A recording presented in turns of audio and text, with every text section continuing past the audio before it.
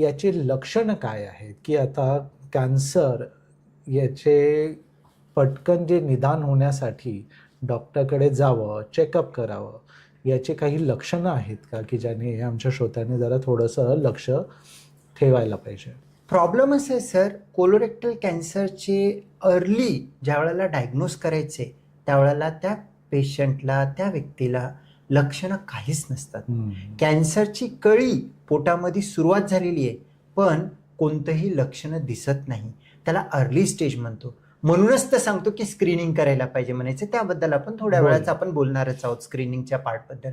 पण आता एखाद्याला ऑब्व्हियसली कॅन्सर जरी झाला तरी सुद्धा त्याला कन्फ्युजन म्हणजे गुंतून टाकतं कशामध्ये, की साधं पोट दुखणं किंवा पोटामध्ये गाठ असणं किंवा मोशनमध्ये हलकं रक्त येणं किंवा एखाद्या व्यक्तीला असं असतो वय 70 आहे आणि 2 दिवस मोशन होत नाही, 1 दिवस मोशन पातळ होतं, 2 दिवस कडक होतं, म्हणजे अल्टर्ड बाउल हॅबिट होणं. हे असे काही लक्षण आहेत. ते असणं म्हणजे कॅन्सर आहे असं देखील नाही, पण ते मोठ्या आतडीचं कॅन्सर असण्याची शक्यता वाढवत आहेत.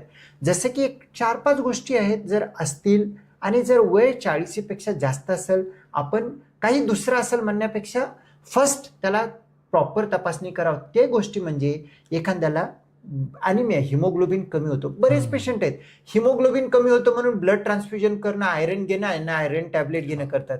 पण आयरन कमी होतं, हिमोग्लोबिन कमी होतंय, त्याला कारण नसेल. कदाचित आतड्यांमध्ये लिकिंग होत असेल, आतड्यांमध्ये रक्त लिकिंग होत असेल तर जठर आणि मोठी आतडी कारणीभूत असण्याची शक्यता जास्त आहे. त्यामुळे त्याला तपासणी गरजेचं आहे. आणि तुम्हाला जर का आता वजन कमी होतंय, गेल्या 1-2 महिन्यामध्ये तुमचं 5 ते 10% पेक्षा वजन कमी होते, तुम्ही डायटिंगवरती नाहीये किंवा काहीतरी फास्टिंग करत नाहीये, तुम्ही इंटेन्शनली वजन कमी करत नाही, अनइंटेन्शनली कमी होते, म्हणजे हे काहीतरी धोक्याची शक्यता आहे. त्या कंडिशनमध्ये तुम्हाला स्क्रीन करायला हवं, बघायला पाहिजे काय आहे. तुम्हाला काही दिवस मोशन होतच नाही किंवा काही दिवस पातळ मोशन होते किंवा वयोवृद्धांमध्ये इतके दिवस काहीही कॉन्स्टिपेशन नाहीये, बद्धकोष्ठता नाहीये, सडनली 1 महिना झाला की मला खूपच बद्धकोष्ठता होतोय, तो बद्धकोष्ठता नसून ट्यूब ब्लॉक आहे. त्यामुळे विस्टा बाहेर जात नाही, त्याला आपल्याला लक्ष देणं गरजेचं आहे.